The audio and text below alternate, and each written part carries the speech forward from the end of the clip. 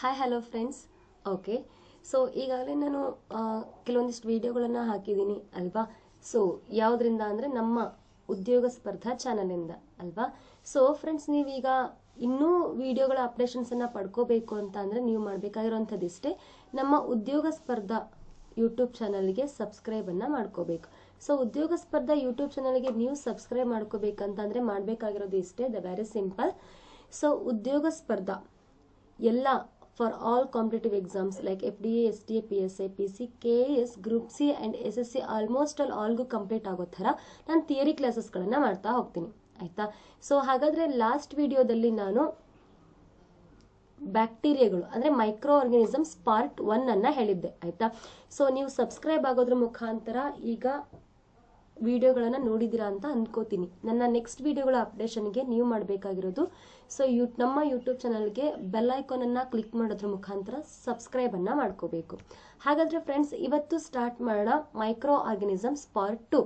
So microorganisms part 1ನಲ್ಲಿ ಏನು ಮಾಡಿದ್ವಿ, ಮೈಕ್ರೋ ಆರ್ಗಾನಿಸಮ್ಸ್ ಹೇಗೆ ಡೆವಲಪ್ ಆಯಿತು, ಮೈಕ್ರೋ ಆರ್ಗಾನಿಸಮ್ಸ್ ಅಂದರೆ ಏನು, ಸೊ ಅವುಗಳನ್ನು ಹೇಗೆ ನೋಡ್ತೀವಿ, ಸೂಕ್ಷ್ಮ ಜೀವಿಗಳಿಗೆ ಎಕ್ಸಾಂಪಲ್ಸ್ ಏನು ಅಲ್ವಾ.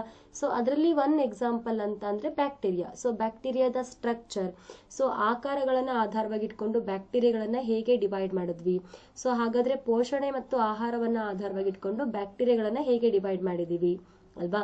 ಅದೇ ರೀತಿನೇ ಇವತ್ತು ನಾವು ವೈರಸ್ಗಳ ಬಗ್ಗೆ ತಿಳ್ಕೊಳ್ಳೋಣ. ಸೊ ವೈರಸ್ ಅದಾದ್ಮೇಲೆ ನೆಕ್ಸ್ಟ್ ಪ್ರೋಟೋಸೋವಾಗಳು, ಅದಾದ್ಮೇಲೆ ನೆಕ್ಸ್ಟ್ ಶಿಲೀಂಧ್ರಗಳು, ಶಿಲೀಂಧ್ರ ಆದ್ಮೇಲೆ ಶೈವಲಗಳು.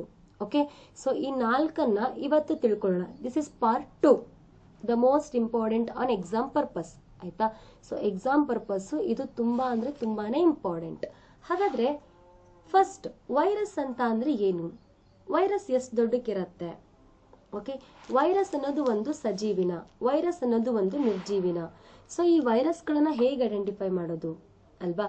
ಸೊ ಒಂದ್ ತಿಳ್ಕೊಳ್ಳಿ ಫ್ರೆಂಡ್ಸ್, ವೈರಸ್ಸು ತುಂಬಾ ಅಂದ್ರೆ ತುಂಬಾ ಚಿಕ್ಕ ಜೀವಿ.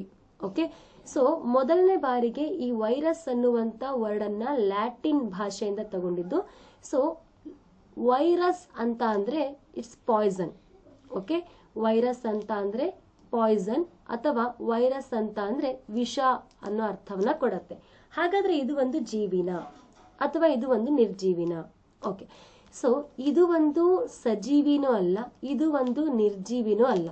ಸಜೀವಿ ಮತ್ತು ನಿರ್ಜೀವಿಗಳ ನಡುವಿನ ವಿಶಿಷ್ಟ ಹಂತವನ್ನ ನಾವೇನಂತ ಕರಿತೀವಿ, ದಟ್ ಈಸ್ ವೈರಸ್. ಹಾಗಾದ್ರೆ ವೈರಸ್ಗಳು ಹೇಗೆ ಜೀವ ಪಡ್ಕೊಳ್ಳುತ್ತೆ, ಸೊ ನಿರ್ಜೀವಿ ಹೇಗಾಗುತ್ತೆ, ಸಜೀವಿ ಹೇಗಾಗುತ್ತೆ. ಸೊ ಯಾವುದೇ ಒಂದು ವಸ್ತುವಿನ ದೇಹದ ಒಳಗಡೆ, ಯಾವುದೇ ಒಂದು ಜೀವಿಯ ದೇಹದ ಒಳಗಡೆ ಸೇರ್ಕೊಳ್ಳೋದಕ್ಕಿಂತ ಮುಂಚೆ ಅದು ಒಂದು ರಾಸಾಯನಿಕಗಳಿಂದ ಆಗಿದ್ದಂತಹ ಕಣ. ಯಾವಾಗ ಒಂದು ಜೀವಿಯ ದೇಹಕ್ಕೆ ಹೀಗೆ ಎಂಟ್ರಿ ಕೊಡತ್ತೋ ಆಗ ಅದು ತಾನು ಜೀವವನ್ನ ಪಡ್ಕೊಂಡು ಸಂತಾನೋತ್ಪತ್ತಿ ಕ್ರಿಯೆಗಳನ್ನ ಮಾಡ್ಲಿಕ್ಕೆ ಪ್ರಾರಂಭ ಮಾಡತ್ತೆ. ಸೊ ಈ ಸಂತಾನೋತ್ಪತ್ತಿ ಕ್ರಿಯೆಗಳನ್ನ ಮಾಡ್ಲಿಕ್ಕೆ ಪ್ರಾರಂಭ ಮಾಡಿದ್ಮೇಲೆ ಅದು ಒಂದು ಸಜೀವಿಯಾಗಿ ಬದಲಾವಣೆ ಪಡ್ಕೊಳ್ಳುತ್ತೆ ಆಯ್ತಾ. ಸರಿ, ಹಾಗಾದ್ರೆ ಅದಕ್ಕೋಸ್ಕರ ನಾವು ಸಜೀವಿ ಮತ್ತು ನಿರ್ಜೀವಿಗಳ ನಡುವಿನ ವಿಶಿಷ್ಟ ಹಂತ ಅಂತ ಹೇಳ್ಬಿಟ್ಟು ಕರಿತೀವಿ. ಹಾಗಾದ್ರೆ ಈ ಒಂದು ವೈರಸ್ಗಳು ನೋಡ್ಲಿಕ್ಕೆ ಹೇಗಿರತ್ತೆ, ತುಂಬಾ ಚಿಕ್ಕದಾಗಿರತ್ತಾ, ತುಂಬಾ ದೊಡ್ಡದಾಗಿರತ್ತಾ, ಆದ್ರೆ ಸೈಜ್ ಏನು, ಬ್ಯಾಕ್ಟೀರಿಯಾಗಳಿಗಿಂತನೂ ದೊಡ್ಡದ, ಬ್ಯಾಕ್ಟೀರಿಯಾಗಳಿಗಿಂತನೂ ಚಿಕ್ಕದ ಆಯ್ತಾ. ಈ ತರ ಹಲವಾರು ಪ್ರಶ್ನೆಗಳು ಬರ್ತಾ ಇರುತ್ತೆ ರೈಟ್. ಸೊ ಇಲ್ಲಿ ನೋಡಿ, ಇಲ್ಲಿ ಕಾಣಿಸ್ತಕ್ಕಂತ ಈ ರಚನೆಗಳು ವೈರಸ್, ಇಲ್ಲಿ ಕಾಣಿಸ್ತಾ ಇರುವಂತ ಈ ರಚನೆಗಳು ವೈರಸ್. ಹಾಗಾದ್ರೆ ಇಲ್ಲಿರ್ತಕ್ಕಂಥ ರಾಡ್ ಶೇಪ್ ಅಲ್ಲಿ ಇರ್ತಕ್ಕಂಥದ್ದು ಏನು, ಈ ರಾಡ್ ಶೇಪ್ ಅಲ್ಲಿ ಇರ್ತಕ್ಕಂಥದ್ದು ಬ್ಯಾಕ್ಟೀರಿಯಾ. ಈ ರಾಡ್ ಶೇಪ್ ಅಲ್ಲಿ ಇರ್ತಕ್ಕಂಥದ್ದು ಏನಪ್ಪಾ ಅಂತ ಅಂದ್ರೆ ಬ್ಯಾಕ್ಟೀರಿಯಾ. ಸೊ ಈ ಬ್ಯಾಕ್ಟೀರಿಯಾಗೆ ಹೋಲಿಸ್ಕೊಳ್ಳಿ ಸಾವಿರ ಪಟ್ಟು ಚಿಕ್ಕದು ಯಾವುದು ಅಂತ ಅಂದ್ರೆ ಈ ವೈರಸ್. ಹಾಗಾದ್ರೆ ಎಷ್ಟು ಚಿಕ್ಕದು, ಆ ವೈರಸ್ನ ಗಾತ್ರ ಏನು. ಓಕೆ, ವೈರಸ್ನ ಗಾತ್ರ 0.015 ಇಂದ ಹಿಡಿದು 0.2 ಮೈಕ್ರಾನ್, 0.015 ಇಂದ ಹಿಡಿದು 0.2 ಮೈಕ್ರಾನ್ಗಳಲ್ಲಿ ನಾವು ವೈರಸ್ಗಳನ್ನ ಅಳತೆ ಮಾಡ್ತೀವಿ, ಗಾತ್ರವನ್ನ ರೈಟ್. ಹಾಗಾದ್ರೆ ಈ ಬ್ಯಾಕ್ಟೀರಿಯಾಗಳು ಇದೆ ಅಂತ ಹೇಳ್ಬಿಟ್ಟು ಮೊದಲು ಕಂಡುಹಿಡಿದಿದ್ದು ಯಾರು, ಹಾಗಾದ್ರೆ ಯಾವ ಸಸ್ಯದಲ್ಲಿ, ಯಾವ ಜೀವಿಯಲ್ಲಿ ಕಂಡುಹಿಡಿತಾರೆ. ಸೊ ಮೊದಲು ಇವಾನ್ಸ್ಕಿ. ಓಕೆ, ಇವಾನ್ಸ್ಕಿ ಅಂತ ಅನ್ನುವಂತ ಒಬ್ಬ ವಿಜ್ಞಾನಿ ಮೊದಲನೇ ಬಾರಿಗೆ ಹೊಗೆ ಸೊಪ್ಪಿನ ಗಿಡ ಅಂದ್ರೆ ಟೊಬ್ಯಾಕೊ, ಓಕೆ, ಹೊಗೆ ಸೊಪ್ಪಿನ ಗಿಡ ಅಂದ್ರೆ ಟೊಬ್ಯಾಕೋನಲ್ಲಿ ಒಂದು ರೋಗವನ್ನ ನೋಡ್ತಾನೆ. ಆ ರೋಗಕ್ಕೆ ಒಂದು ಹೆಸರಿಡ್ತಾನೆ ಮೊಸಾಯಿಕ್. ಟೊಬ್ಯಾಕೊ ಅಂದ್ರೆ ಹೊಗೆ ಸೊಪ್ಪಿನ ಗಿಡದ ಮೇಲೆ ಬಂದಿದ್ರಿಂದ ಅದು ಹೊಗೆ ಸೊಪ್ಪಿನ ಮೊಸಾಯಿಕ್ ಅಥವಾ ಟೊಬ್ಯಾಕೊ ಮೊಸಾಯಿಕ್ ಅಂತ ಕಂಡುಹಿಡಿತಾನೆ. ಹಾಗಾದ್ರೆ ಮೊದಲನೇ ಬಾರಿಗೆ ವೈರಸ್ ಅನ್ನ ಕಂಡುಹಿಡಿದವರು ಯಾರು? ಇವಾನ್ಸ್ಕಿ ಅನ್ನೋರು ಮೊದಲನೇ ಬಾರಿಗೆ ವೈರಸ್ ಅನ್ನ ಕಂಡುಹಿಡಿತಾರೆ. ಹಾಗಾದ್ರೆ ಈ ವೈರಸ್ ಅಂತ ಹೇಳಿದ್ರಿ ಮೇಡಮ್ ನೀವು, ವೈರಸ್ನ ಲಕ್ಷಣಗಳೇನು? ಓಕೆ, ಈ ವೈರಸ್ನ ರಚನೆ ಹೇಗಿರುತ್ತೆ? ಈ ವೈರಸ್ನ ರಚನೆನ ನೋಡ್ಕೊಳ್ಳಿ. ಇದು ಒಂದು ಜೀವಕೋಶವನ್ನ ಹೊಂದಿರದೇ ಇರ್ತಕ್ಕಂತಹ ರಾಸಾಯನಿಕದ ಬೃಹತ್ ಅಣು, ಅಂದ್ರೆ ಫುಲ್ ಇದು ಒಂದು ಕಣ. ಯಾವಾಗ? ಜೀವಿಯ ದೇಹಕ್ಕೆ ಬರೋದಕ್ಕಿಂತ ಮುಂಚೆ. ಯಾವುದರಿಂದ ಆಗಿದೆ? ರಾಸಾಯನಿಕ ಅಂದ್ರೆ ಕೆಮಿಕಲ್ಸ್ ಗಳಿಂದ ಆಗಿರ್ತಕ್ಕಂತ ಒಂದು ಕಣ, ರೈಟ್? ಹಾಗಾದ್ರೆ ಈ ಕೆಮಿಕಲ್ಸ್ ಅಂತ ಹೇಳಿದ್ರೆ ಯಾವ ಕೆಮಿಕಲ್ಸ್ ಅಲ್ವಾ? ಒಂದು ನ್ಯೂಕ್ಲಿಕ್ ಆಮ್ಲ, ಪ್ರೋಟೀನ್. ಒಂದು ಪ್ರೋಟೀನ್, ಇನ್ನೊಂದು ನ್ಯೂಕ್ಲಿಕ್ ಆಮ್ಲದಿಂದ ಆಗಿರ್ತಕ್ಕಂತ ಜಸ್ಟ್ ಒಂದು ಪ್ರೋಟೀನ್ ಇನ್ನ ಕಣ ಅಲ್ವಾ? ಹಾಗಾದ್ರೆ ಇದರ ಒಳಗಡೆ ಏನೇನೆಲ್ಲ ಇರುತ್ತೆ, ಯಾವ ಯಾವ ರಚನೆಗಳನ್ನ ಹೊಂದಿರುತ್ತೆ? RNA ಮತ್ತು DNA ಯನ್ನ ಅನುವಂಶೀಯವಾಗಿ ಹೊಂದಿದ್ದು ಪ್ರೋಟೀನ್ ಅನ್ನುವಂತ ಕವಚವನ್ನ ದೇಹದ ಮೇಲೆ ಹೊಂದಿರುತ್ತೆ. ಈ ಪ್ರೋಟೀನ್ ಕವಚಕ್ಕೆ ನಾವೇನಂತ ಹೇಳ್ತೀವಿ ಅಂತ ಅಂದ್ರೆ ಕ್ಯಾಪ್ಸಿಡ್. ಓಕೆ, ಈ ಪ್ರೋಟೀನ್ ಕವಚಕ್ಕೆ ನಾವು ಕ್ಯಾಪ್ಸಿಡ್ ಅಂತ ಹೇಳ್ಬಿಟ್ಟು ಕರಿತೀವಿ. ಓಕೆ, ಹಾಗಾದ್ರೆ ದೇಹ ಯಾವ್ದ್ರಿಂದ ಸುತ್ತುವರೆದಿದೆ ಅಂದ್ರೆ ಏನ್ ಹೇಳ್ಬೇಕು? ಒಂದು ನ್ಯೂಕ್ಲಿಕ್ ಆಮ್ಲ, ಇನ್ನೊಂದು ಪ್ರೋಟೀನ್ ನಿಂದ ಮಾಡಲ್ಪಟ್ಟಿದೆ. ಈ ಪ್ರೋಟೀನ್ ಮತ್ತು ನ್ಯೂಕ್ಲಿಕ್ ಆಮ್ಲದ ಪೊರೆಯನ್ನ ಹೊಂದಿರೋದ್ರಿಂದ ಈ ಪೊರೆಗೆ ನಾವು ಕ್ಯಾಪ್ಸಿಡ್ ಕವಚ ಅಂತ ಹೇಳ್ಬಿಟ್ಟು ಕರಿತೀವಿ. ಕ್ಯಾಪ್ಸಿಡ್ ಕವಚ ಅಂತ ಹೇಳ್ಬಿಟ್ಟು ಕರಿತೀವಿ. ಆಗ್ಲೇ ಹೇಳ್ದೆ ನಾನು ನಿಮಗೆ ಮೈಕ್ರಾನ್ಸ್ ಗಳಲ್ಲಿ ಗಾತ್ರವನ್ನ ಹೇಳ್ದೆ. ಹಾಗಾದ್ರೆ ನ್ಯಾನೋಮೀಟರ್ ಅಲ್ಲಿ ಹೇಗೆ ಅಳೆಯೋದು? ನ್ಯಾನೋಮೀಟರ್ ಅಂತ ತಗೊಂಡ್ರೆ 20 ರಿಂದ 400 ನ್ಯಾನೋಮೀಟರ್ ಗಳವರೆಗೆ ಈ ವೈರಸ್ ನ ರಚನೆ ಇರುತ್ತೆ. 20 ರಿಂದ 400 ನ್ಯಾನೋಮೀಟರ್ ವರೆಗೆ ಈ ವೈರಸ್ ನ ರಚನೆಗಳು ಇರುತ್ತೆ. ಹಾಗಾದ್ರೆ ಈ ವೈರಸ್ ಅನ್ನ ನಾವು ಹೇಗೆ ಐಡೆಂಟಿಫೈ ಮಾಡೋದು? ಓಕೆ, ಈ ವೈರಸ್ ಗಳ ಗಾತ್ರವನ್ನ ನಾವು ಹೇಗೆ ತಿಳ್ಕೊಳ್ಳೋದು? ಈ ವೈರಸ್ ಅನ್ನ ಈಸಿಯಾಗಿ ಹೇಗೆ ಕ್ಯಾಲ್ಕುಲೇಟ್ ಮಾಡೋದು ಅಲ್ವಾ? ನೋಡಿ, ವೈರಸ್ ಅಂತ ಅಂದ್ರೆ ಕೆಲವೊಂದಿಷ್ಟು ಗುಣಲಕ್ಷಣಗಳಿದೆ. ಓಕೆ, ವೈರಸ್ ಅಂತ ಅಂದ ತಕ್ಷಣ ಕೆಲವೊಂದಿಷ್ಟು ಗುಣಲಕ್ಷಣಗಳನ್ನ ನಾವು ನೋಡ್ತೀವಿ. ಹಾಗಾದ್ರೆ ಯಾವ ಯಾವ ಗುಣಲಕ್ಷಣಗಳನ್ನ ನೋಡ್ತೀವಿ? ಈ ವೈರಸ್ ಅನ್ನ ನಾವು ಯಾವ ಸಾಮ್ರಾಜ್ಯಕ್ಕೂ ಕೂಡ ಸೇರಿಸಿಲ್ಲ. ಯಾಕೆ ಸೇರಿಸಿಲ್ಲ? ಈ ವೈರಸ್ಗಳನ್ನ ಯಾಕೆ ಸಾಮ್ರಾಜ್ಯಕ್ಕೆ ಸೇರಿಸಿಲ್ಲ ಅಂತ ಅಂದ್ರೆ ಇವುಗಳಲ್ಲಿ ಕೋಶೀಯ ವ್ಯವಸ್ಥೆ ಇಲ್ಲ. ಎಂತ ಕೋಶೀಯ ವ್ಯವಸ್ಥೆ ಇಲ್ಲ? ಇವುಗಳಲ್ಲಿ ಜೀವಕೋಶದ ವ್ಯವಸ್ಥೆಯನ್ನ ಹೊಂದಿಲ್ಲ. ಓಕೆ, ಒಂದು ಜೀವಕೋಶದ ಇರಬೇಕಾದಂತಹ ಯಾವುದೇ ರಚನೆಗಳು, ಕಣದಂಗಗಳಾಗಿರ್ಬೋದು, ಪೊರೆಯಾಗಿರ್ಬೋದು, ಯಾವುದೇ ರಚನೆಗಳನ್ನ ಇವು ಹೊಂದಿಲ್ಲ. ಹಾಗಾದ್ರೆ ಸೆಕೆಂಡ್ ಪಾಯಿಂಟ್ ಏನು? ಸೆಕೆಂಡ್ ಪಾಯಿಂಟ್, ವೈರಸ್ಗಳು ರಾಸಾಯನಿಕ ಹರಳುಗಳು ಅಂತ ಹೇಳ್ಬಹುದು. ವೈರಸ್ಗಳನ್ನ ಏನಂತ ಹೇಳ್ಬಹುದು? ರಾಸಾಯನಿಕ ಹರಳುಗಳು ಅಥವಾ ರಾಸಾಯನಿಕ ಕಣಗಳಾಗಿರತ್ತೆ.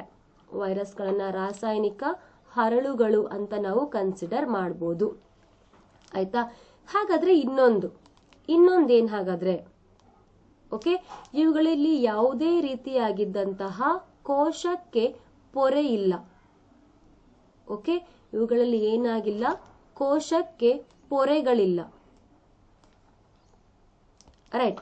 ಹಾಗಾದ್ರೆ ದ ವೆರಿ ಸಿಂಪಲ್, ಇದು ಸಂತಾನೋತ್ಪತ್ತಿಯನ್ನ ನಡೆಸಬೇಕು ಅಂದ್ರೆ ಇನ್ನೊಂದು ಜೀವಿಯ ಒಳಗಡೆ ಹೋದ್ರೆ ಮಾತ್ರ ಸಂತಾನೋತ್ಪತ್ತಿಯನ್ನ ನಡೆಸುತ್ತೆ. ಓಕೆ, ಇನ್ನೊಂದು ಜೀವಿಯ ಒಳಗಡೆ ಅಥವಾ ಇನ್ನೊಂದು ಜೀವಕೋಶದ ಒಳಗಡೆ ಹೋದಾಗ ಮಾತ್ರ ಸಂತಾನೋತ್ಪತ್ತಿಯನ್ನ ನಡೆಸಲಿಕ್ಕೆ ಸಾಧ್ಯ. ಇನ್ನೊಂದು ಜೀವಿಯ ದೇಹದ ಒಳಗೆ ಹೋದ್ರೆ ಮಾತ್ರ ಏನ್ ಮಾಡ್ಲಿಕ್ಕೆ ಸಾಧ್ಯ?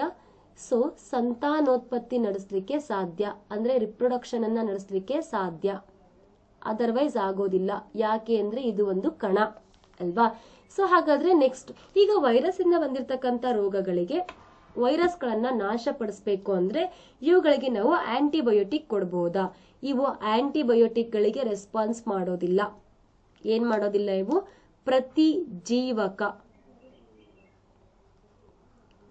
ಪ್ರತಿಜೀವಕ ಅಥವಾ ಆಂಟಿಬಯೋಟಿಕ್ಗಳಿಗೆ ಏನ್ ಮಾಡೋದಿಲ್ಲ ಅಂದ್ರೆ ರೆಸ್ಪಾನ್ಸ್ ಮಾಡೋದಿಲ್ಲ. ಅಷ್ಟು ಬೇಗ ಏನ್ ಮಾಡೋದಿಲ್ಲ, ಇದು ರೆಸ್ಪಾನ್ಸ್ ಮಾಡಿ ನಾಶವನ್ನ ಹೊಂದೋದಿಲ್ಲ. ಅಂಡ್ ಸೊ ನಮ್ಮಲ್ಲೇನು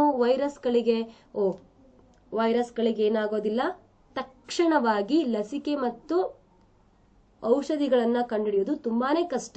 ಯಾವುದಕ್ಕೆ ಹೋಲಿಸ್ಕೊಂಡ್ರೆ ಬ್ಯಾಕ್ಟೀರಿಯಾಗಳಿಗೆ ಅಲ್ವಾ? ಸೊ ಹಾಗಾದ್ರೆ ಬ್ಯಾಕ್ಟೀರಿಯಾಗಳಿಗೆ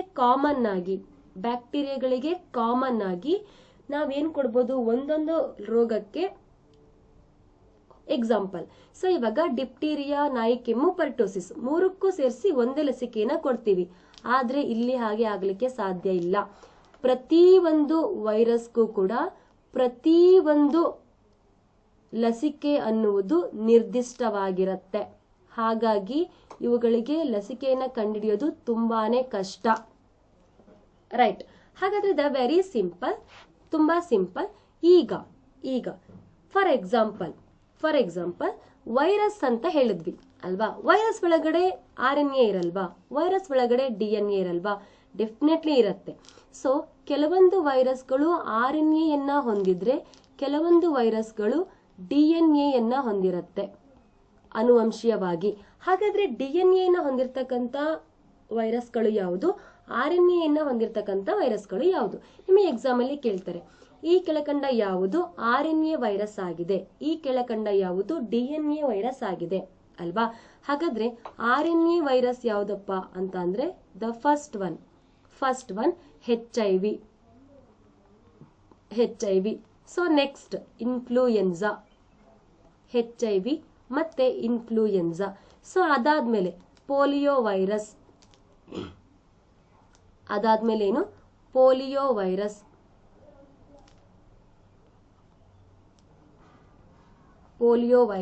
ಅದಾದ್ಮೇಲೆ ಮಮ್ಸ್ ವೈರಸ್. ಅದಾದ್ಮೇಲೆ ಏನು? Mumps virus. ಓಕೆ. ಸೊ ಅದಾದ್ಮೇಲೆ ಸಾರ್ಸ್. ಓಕೆ. ಇವೆಲ್ಲ ಏನು ಅಂತ ಅಂದ್ರೆ RNA ಯನ್ನ ಹೊಂದಿರತಕ್ಕಂತ ವಸ್ತುಗಳು, RNA ಯನ್ನ ಹೊಂದಿರತಕ್ಕಂತ ವೈರಸ್ಗಳು. RNA ಅಂದ್ರೆ ಏನು? ರೈಬೋನ್ಯೂಕ್ಲಿಕ್ ಆಮ್ಲ. RNA ಅಂದ್ರೆ ಏನು? ರೈಬೋನ್ಯೂಕ್ಲಿಕ್ ಆಮ್ಲ ಅಲ್ವಾ? ಸೊ DNA ಅಂದ್ರೆ ಏನು? ಡಿಆಕ್ಸಿ ರೈಬೋನ್ಯೂಕ್ಲಿಕ್ ಆಮ್ಲ.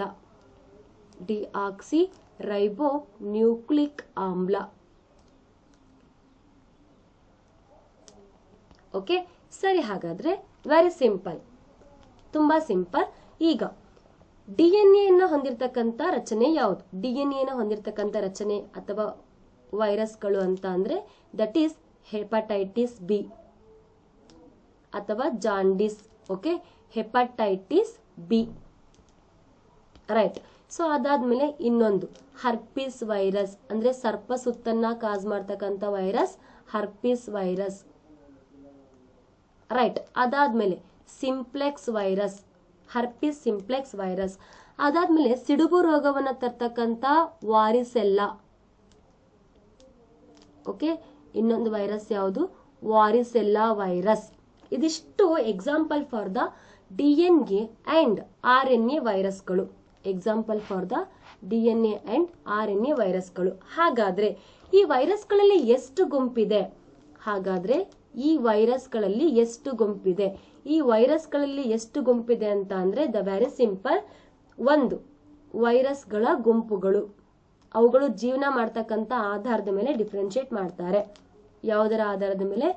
ಜೀವಿಗಳ, ಆಕ್ರಮಣ ಮಾಡುವ ಜೀವಿಗಳ ಆಧಾರದ ಮೇಲೆ.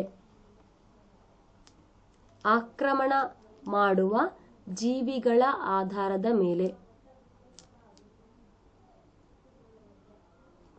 ಆಕ್ರಮಣ ಮಾಡ್ತಕ್ಕಂತ ಜೀವಿಗಳ ಆಧಾರದ ಮೇಲೆ. ಸೊ ವೈರಸ್ಗಳನ್ನ 3 ವಿಧಗಳಾಗಿ ವಿಂಗಡಿಸಲಾಗಿದೆ. ಒಂದನೇದೇನು? ಬ್ಯಾಕ್ಟೀರಿಯೋಫೇಸ್.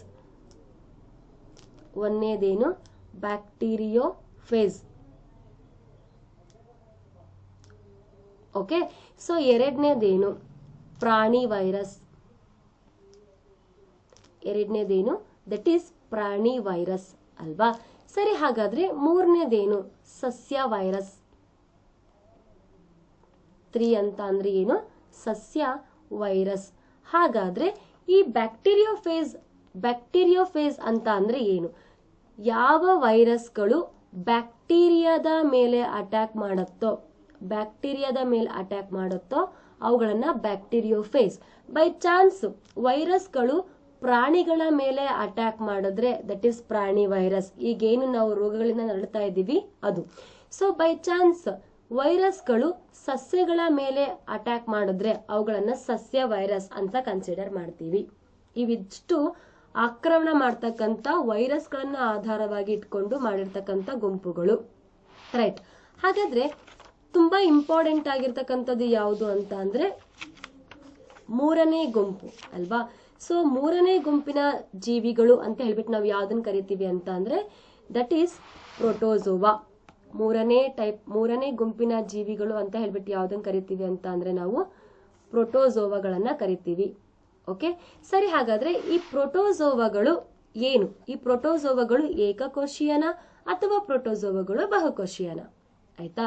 ಸೊ ಈ ಪ್ರೋಟೋಜೋವಾಗಳು ಬೇಸಿಕಲಿ ಏಕಕೋಶ ಜೀವಿಗಳು.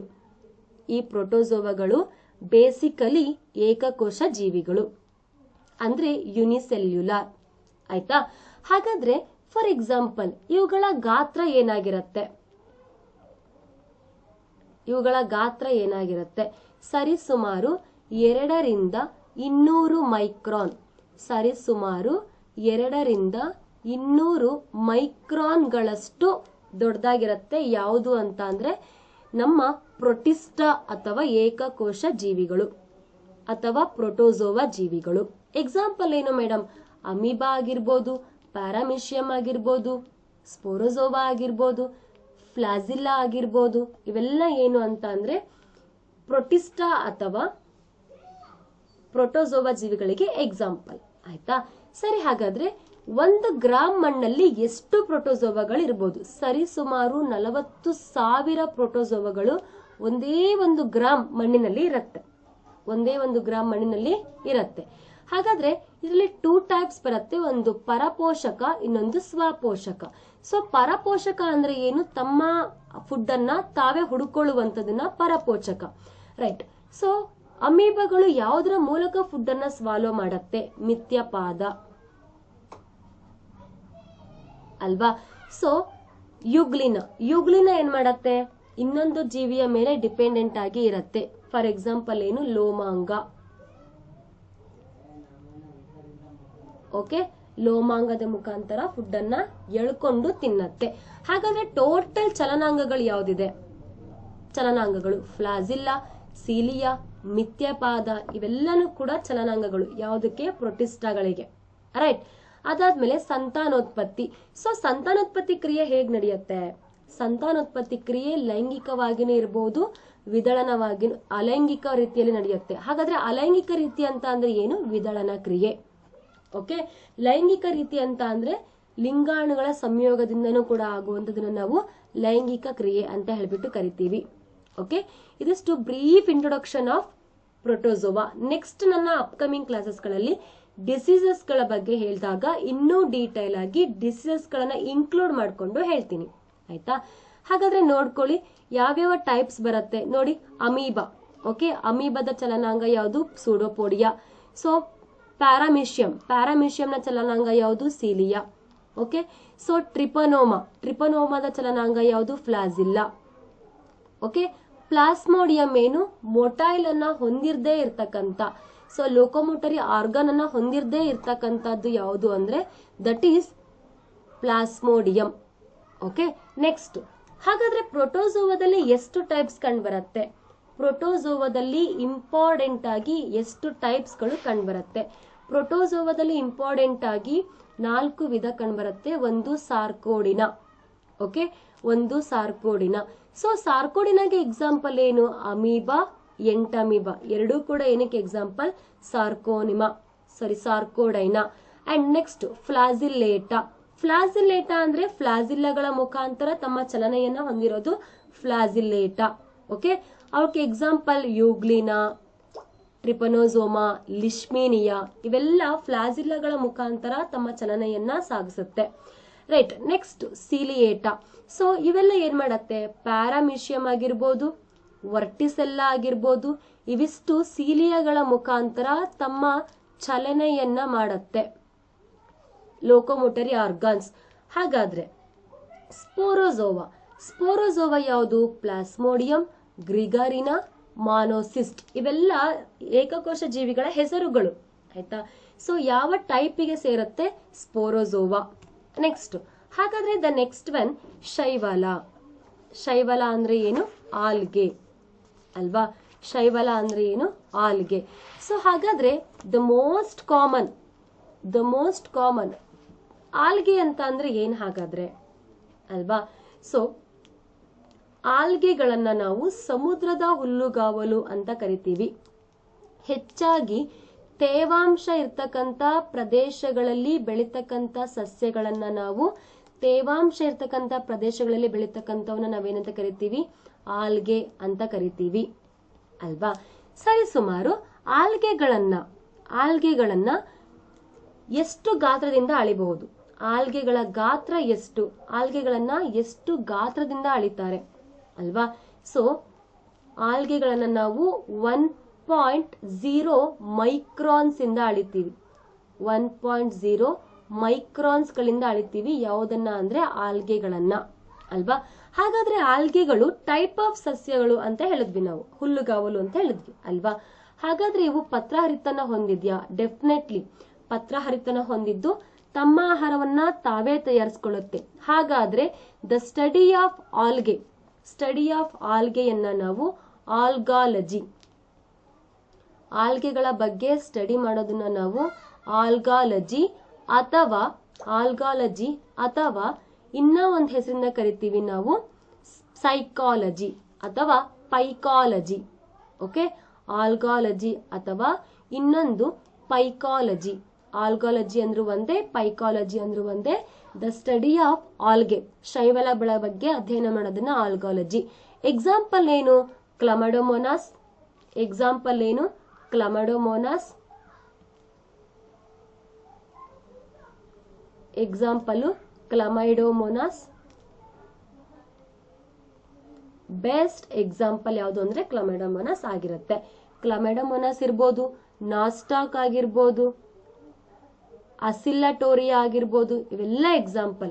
ಹಾಗಾದ್ರೆ ಅತ್ಯಂತ ದೊಡ್ಡದಾಗಿ ಬೆಳೀತಕ್ಕಂಥ ಶೈವಾಲ ಯಾವುದು, ಅತ್ಯಂತ ದೊಡ್ಡದಾಗಿ ಬೆಳೀತಕ್ಕಂಥ ಶೈವಾಲ ಯಾವುದು ಅಂತ ಅಂದ್ರೆ ದಟ್ ಈಸ್ ಅತ್ಯಂತ ದೊಡ್ಡ ಶೈವಾಲ ಕಂದು ಶೈವಾಲ. ಓಕೆ, ಸೊ ಕಂದು ಶೈವಾಲಗಳು, ನೀಲಿ ಶೈವಾಲಗಳು, ಓಕೆ, ಹಸಿರು ಶೈವಾಲಗಳು ಅಂತ ಹೇಳ್ತೀವಿ ಅಲ್ವಾ. ಕಂದು ಶೈವಾಲಗಳು ಸರಿಸುಮಾರು 60 ಮೀಟರ್ಗಳಷ್ಟು ಉದ್ದ ಬೆಳೆಯುವಂತ ಕೆಪಾಸಿಟಿಯನ್ನ ಹೊಂದಿದೆ. ಕಂದು ಶೈವಾಲಗಳು 60 ಮೀಟರ್ಗಳಷ್ಟು ಉದ್ದ ಬೆಳೀತಕ್ಕಂಥ ಕೆಪಾಸಿಟಿಯನ್ನ ಹೊಂದಿದೆ. ಹಾಗಾಗಿ ಇದನ್ನ ಅತಿ ಹೆಚ್ಚು ಉದ್ದ ಬೆಳೀತಕ್ಕಂಥ ಶೈವಾಲ ಅಂತ ಕರಿತೀವಿ. ಹಾಗಾದ್ರೆ ಈ ಶೈವಾಲಗಳ ಬಗ್ಗೆ ಅಧ್ಯಯನ ಮಾಡಿದಂತ ವಿಜ್ಞಾನಿಯನ್ನ ಶೈವಾಲಗಳ ಪಿತಾಮಹ ಅಂತ ಕರಿತೀವಿ ಅಲ್ವಾ. ಸೊ ಶೈವಾಲಗಳ ಪಿತಾಮಹ ಅಂತ ಯಾರನ್ನ ಕರಿತೀವಿ, that is William Henry Harvey. ಯಾರನ್ನ ಕರಿತೀವಪ್ಪ ಅಂದ್ರೆ William Henry Harvey. William Henry ಹಾರ್ವೆಯನ್ನ ಶೈವಾಲಗಳ ಪಿತಾಮಹ ಅಂತ ಕರಿತೀವಿ. ಸ್ಟಡಿ ಮಾಡೋದನ್ನ ಪೈಕಾಲಜಿ ಅಂತ ಹೇಳ್ಬಿಟ್ಟು ಕರಿತೀವಿ ಅಲ್ವಾ.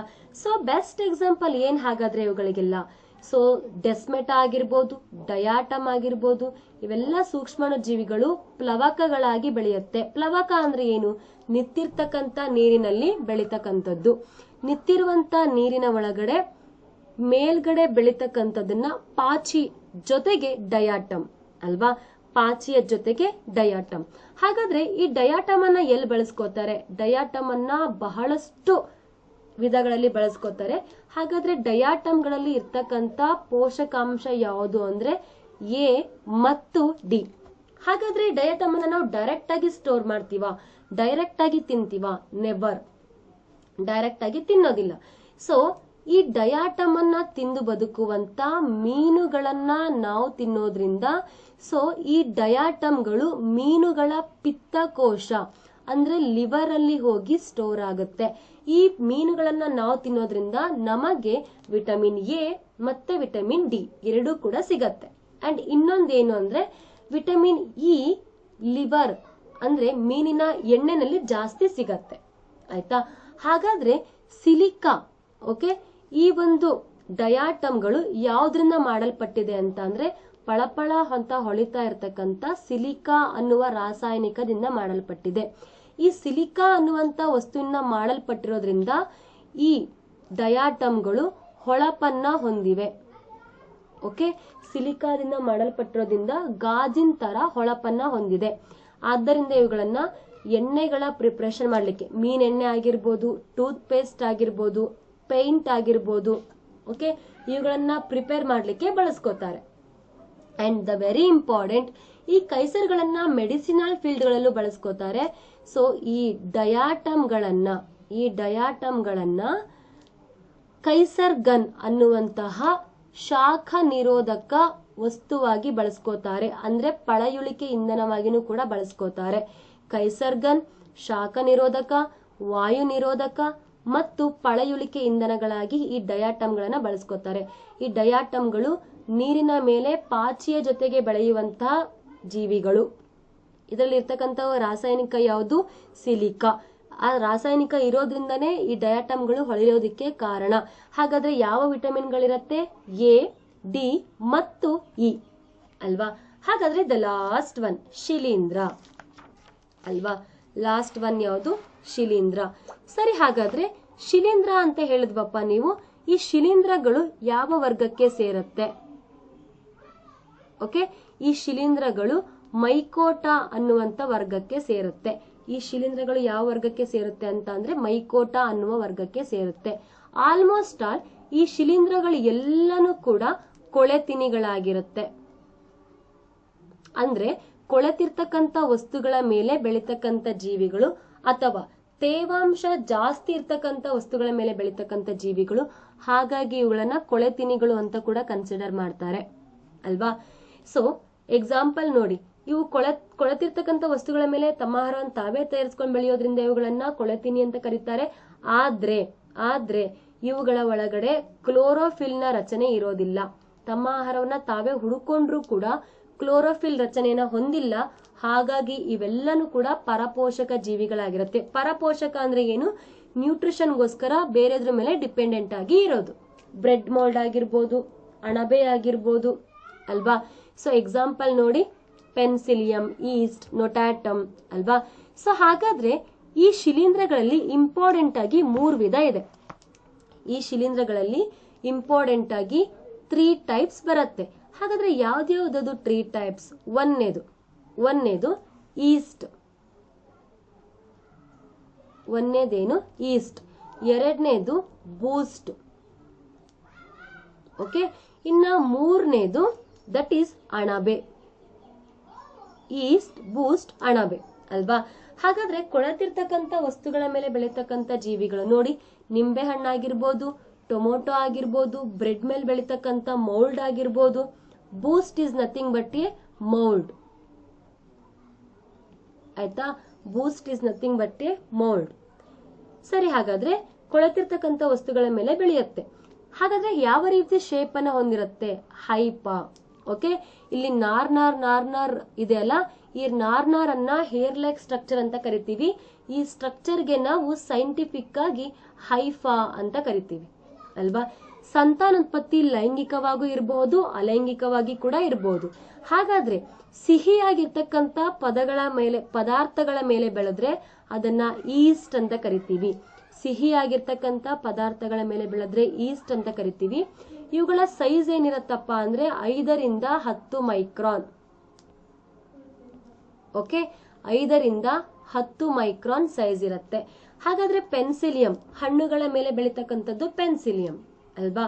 ಸೊ ಬ್ರೆಡ್ ಮೇಲೆ ಬೆಳೀತಕ್ಕಂಥದ್ದು ಮೌಲ್ಡ್ ಅಥವಾ ಬೂಸ್ಟ್. ಬ್ರೆಡ್ ಮೇಲೆ ಬೆಳೀತಕ್ಕಂಥದ್ದೇನು ಮೌಲ್ಡ್ ಅಥವಾ ಬೂಸ್ಟ್. ಇದರ ಸೈಜ್ ಏನು 2 ರಿಂದ 10 ಮೈಕ್ರಾನ್, 2 ರಿಂದ 10 ಮೈಕ್ರಾನ್. ಅಥವಾ ಇದ್ರ ಮೇಲೆ ಬೆಳೀತಕ್ಕಂಥ ಹೇರ್ ಲೈಕ್ ಸ್ಟ್ರಕ್ಚರ್ ಅನ್ನ ನಾವು ರೈಸೋಪಸ್ ಅಂತ ಕರಿತೀವಿ. ಏನಂತ ಕರಿತೀವಿ? ರೈಸೋಪಸ್. ಓಕೆ, ರೈಸೋಪಸ್ ಅಂತ ಹೇಳ್ಬಿಟ್ಟು ಕರಿತೀವಿ. ಇಲ್ಲಿ ಹೈಫಾ ಅಂತ ಕರೆದ್ರೆ ಇಲ್ಲಿ ರೈಸೋಪಸ್ ಅಂತ ಹೇಳ್ಬಿಟ್ಟು ಕರಿತೀವಿ. ಓಕೆ, ಸೊ ಹಾಗಾದ್ರೆ ಈ ರೈಸೋಪಸ್, ಮ್ಯೂಕಾರ್ ಇವುಗಳನ್ನೆಲ್ಲ ಎಲ್ಲಿ ಬಳಸ್ಕೋತೀವಿ ಅಂದ್ರೆ ಫುಡ್ ಹಾಳಾಗದೆ ಇರೋ ತರ ಕಾಪಾಡ್ಕೊಳ್ಲಿಕ್ಕೋಸ್ಕರ ಬಳಸ್ತೀವಿ. ಹಾಗಾದ್ರೆ ಇನ್ನೂ ಜಾಸ್ತಿ ಉಪಯೋಗ ಇದೆಯಾ? ಸೊ ಈ ಶಿಲೀಂಧ್ರಗಳಿಂದ ತುಂಬಾ ಉಪಯೋಗ ಇದೆಯಾ? ಡೆಫಿನೆಟ್ಲಿ ಇದೆ. ಶಿಲೀಂಧ್ರಗಳಿಂದ ತುಂಬಾ ಉಪಯೋಗ ಇದೆ. ಹಾಗಾದ್ರೆ ಏನದು ಅಲ್ವಾ? ಸೊ ಬ್ಯಾಕ್ಟೀರಿಯಾಗಳ ತರಾನೇ ಮಣ್ಣಿನ ಫಲವತ್ತತೆಯನ್ನ ಜಾಸ್ತಿ ಮಾಡ್ಲಿಕ್ಕೋಸ್ಕರ ಡಿಕಂಪೋಸ್ ಅಂದ್ರೆ ವಿಘಟನಾ ಕೆಲಸಗಳನ್ನ ಮಾಡುತ್ತೆ. ಯಾವ ರೂಪದಲ್ಲಿ? ಕೊಳೆತಿನಿಗಳ ರೂಪದಲ್ಲಿ ಅಲ್ವಾ. ನೆಕ್ಸ್ಟ್, ಬೇಕರಿ ಪ್ರಾಡಕ್ಟ್ಸ್ ಗಳಲ್ಲಿ ಫರ್ಮೆಂಟೇಶನ್, ಇವಾಗ ಹುದುಗುವಿಕೆ ಕ್ರಿಯೆನಲ್ಲಿ ಬಳಸ್ಕೋತೀವಿ. ಯಾವುದನ್ನ? ಈಸ್ಟ್ ಅಲ್ವಾ. ನೆಕ್ಸ್ಟ್, ಬ್ರೆಡ್ ಮತ್ತೆ ಬಿಯರ್ ಉತ್ಪಾದನೆಯಲ್ಲಿ ಈಸ್ಟ್ ಗಳನ್ನ ಹುದುಗುವಿಕೆ ಕ್ರಿಯೆಯಿಂದ ಬಳಸೋದು. ಯಾವ ಕ್ರಿಯೆಯಿಂದ? ಹುದುಗುವಿಕೆ ಕ್ರಿಯೆ ಅಲ್ವಾ. ಹಾಗಾದ್ರೆ ಕ್ಲಾವಿಸೆಪ್ಸ್ ಅನ್ನುವಂತ ಒಂದು ಗಿಡ, ಕ್ಲಾವಿಸೆಪ್ಸ್ ಅನ್ನುವಂತ ಒಂದು ಶಿಲೀಂಧ್ರ ರೈ ಅಂತ ಅನ್ನುವಂತ ಒಂದು ಗಿಡಕ್ಕೆ ರೋಗವನ್ನ ಉಂಟು ಮಾಡುತ್ತೆ. ಆದ್ರೆ ಈ ಗಿಡವನ್ನ ನಾವು ತಲೆನೋವು ಮತ್ತೆ ರಕ್ತಸ್ರಾವವನ್ನ ತಡೆಯಲಿಕ್ಕೆ ಬಳಸ್ಕೋತೀವಿ. ಆಯ್ತಾ. ನೆಕ್ಸ್ಟ್, ನ್ಯೂರೋಸ್ಪೋರಾ, ಸ್ಯಾಕ್ರೋಮೈಸಿನ್, ಆಸ್ಪರ್ಜಿಲ್ಲಸ್, ಗಿಬ್ಬರ್ಲಿನ್ ಇವೆಲ್ಲ ಎಲ್ಲಿ ಬಳಸ್ಕೋತೀವಿ ಅಂದ್ರೆ ಮೆಡಿಸಿನ್ ಅಂದ್ರೆ ಚಿಕಿತ್ಸೆಯನ್ನ ಕೊಡ್ಲಿಕ್ಕೋಸ್ಕರ ಬಳಸ್ಕೋತಾರೆ. ರೈಟ್. ಸೊ ಹಾಗಾದ್ರೆ ಇವುಗಳನ್ನ ಕೃತಕವಾಗಿ ಅಮೈನೋ ಆಮ್ಲ, ಕಿಣ್ವ ಮತ್ತು ಹಾರ್ಮೋನ್ಗಳನ್ನ ಕೃತಕವಾಗಿ ಏನ್ ಮಾಡ್ಲಿಕ್ಕೆ? ಪ್ರಿಪೇರ್ ಮಾಡ್ಲಿಕ್ಕೆ ಬಳಸ್ಕೋತಾರೆ ಅಲ್ವಾ. ಹಾಗಾದ್ರೆ ಇನ್ನ ಒಂದಿದೆ ಪಾಲಿಪೋರಸ್. ಆಯ್ತಾ. ಸೊ ಪಾಲಿಪೋರಸ್ ಅನ್ನುವಂತಹ ಒಂದು ಶಿಲೀಂಧ್ರವನ್ನ, ಪಾಲಿಪೋರಸ್ ಅಂತ ಅನ್ನುವ ಒಂದು ಶಿಲೀಂಧ್ರವನ್ನ ನಶ್ಯ ಪುಡಿಯಲ್ಲಿ ಬಳಸ್ಕೋತೀವಿ. ಓಕೆ, ನಶ್ಯ ಪುಡಿಯಲ್ಲಿ ಬಳಸ್ಕೋತೀವಿ. ರೈಟ್. ಹಾಗಾದ್ರೆ ಸೊ ಪಾಲಿಪೋರಸ್ ಅಪಿನಾಸ್, ಓಕೆ, ಪಾಲಿಪೋರಸ್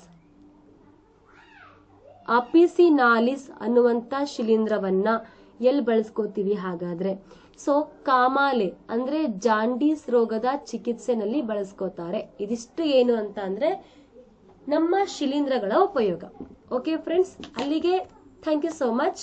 ಇದುವರೆಗೂ ನೀವೇನ್ ತಿಳ್ಕೊಂಡ್ರಿ ಅಂದ್ರೆ, ಒಂದು ನನ್ನ ಲಾಸ್ಟ್ ವಿಡಿಯೋದಲ್ಲಿ ಪಾರ್ಟ್ 1 ನಲ್ಲಿ ವೈರಸ್, ಪಾರ್ಟ್ 1 ನಲ್ಲಿ ಮೈಕ್ರೋ ಆರ್ಗನಿಸಮ್ಸ್ ಹಿಸ್ಟ್ರಿ ಅಂಡ್ ಬೆಳವಣಿಗೆ ಆದಂತ ರೀತಿ, ಬ್ಯಾಕ್ಟೀರಿಯಾ ಬಗ್ಗೆ ತಿಳ್ಕೊಂಡ್ರಿ. ಆದ್ರೆ ಈ ವಿಡಿಯೋದಲ್ಲಿ ಅದರ continuity part virus, protozoa, algae, fungus ಇದಿಷ್ಟ್ರ ಬಗ್ಗೆ ತಿಳ್ಕೊಂಡ್ರಿ. ಐ ಥಿಂಕ್ ನಿಮಗೆ ಇಷ್ಟ ಆಗಿದೆ ಅಂತ ಅನ್ಕೋತೀನಿ. ಇನ್ನು ಹೆಚ್ಚಿನ ವಿಡಿಯೋಗಳ ಅಪ್ಡೇಷನ್ ಅನ್ನ ನೀವು ಪಡಿಬೇಕು ಅಂದ್ರೆ ನೀವು ಮಾಡಬೇಕಾಗಿರೋ ಕೆಲಸ ಇಷ್ಟೇ, ನಮ್ಮ ಉದ್ಯೋಗ ಸ್ಪರ್ಧಾ ಯೂಟ್ಯೂಬ್ ಚಾನಲ್ಗೆ ನೀವು ಸಬ್ಸ್ಕ್ರೈಬ್ ಆಗಬೇಕು. ಓಕೆ, ಸಬ್ಸ್ಕ್ರೈಬ್ ಆದ್ರೆ ಹೀಗೆ ಕಾಂಪಿಟೇಟಿವ್ ಎಕ್ಸಾಮ್ಸ್ಗೆ ಹೆಲ್ಪ್ ಆಗೋ ತರ ಇವಾಗಂತೂ ತುಂಬಾ ಇಂಪಾರ್ಟೆಂಟ್ ಥಿಯರಿಗಳನ್ನ ತಿಳ್ಕೊಂಡ್ರೆ ಮಾತ್ರ ಸಬ್ಜೆಕ್ಟ್ ಗಳನ್ನ ಗ್ರಿಪ್ಸ್ ತಗೊಳ್ಲಿಕ್ಕೆ ಸಾಧ್ಯ ಅಲ್ವಾ. ಸೊ ಈ ಥಿಯರಿಗಳನ್ನ ನಾನು ಆಲ್ಮೋಸ್ಟ್ ಆಲ್ ಎಲ್ಲ ಸಬ್ಜೆಕ್ಟ್ ಅನ್ನೇ ಹೇಳ್ತಾ ಹೋಗ್ತೇನೆ. ಬಟ್ ಸ್ಟಾರ್ಟಿಂಗ್ ನೀವು ನಮಗೆ ಸಪೋರ್ಟ್ ಮಾಡಿದ್ರೆ ಹೆಚ್ಚೆಚ್ಚು ವಿಡಿಯೋಗಳನ್ನ ಮಾಡ್ಲಿಕ್ಕೆ ನಮಗೂ ಆಸಕ್ತಿ ಬರುತ್ತೆ. Thank you so much for attending. Okay, ಎಲ್ರಿಗೂ ಒಳ್ಳೇದಾಗ್ಲಿ. Bye bye, all the best. ಮೊದಲು ಸಬ್ಸ್ಕ್ರೈಬ್ ಆಗೋದನ್ನ ಮರಿಬೇಡಿ. ಬೆಲ್ ಐಕಾನ್ ಅನ್ನ ಕ್ಲಿಕ್ ಮಾಡಿ ರೆಡ್ ಐಕಾನ್ ಮೇಲೆ ಟಚ್ ಮಾಡಿದ್ರೆ ನೀವು ಸಬ್ಸ್ಕ್ರೈಬ್ ಅಂತ ತೋರಿಸುತ್ತೆ. Okay, thank you so much. ನನ್ನ ನೆಕ್ಸ್ಟ್ ವಿಡಿಯೋಗೋಸ್ಕರ ವೇಟ್ ಮಾಡ್ತಾ ಇರಿ. Thank you.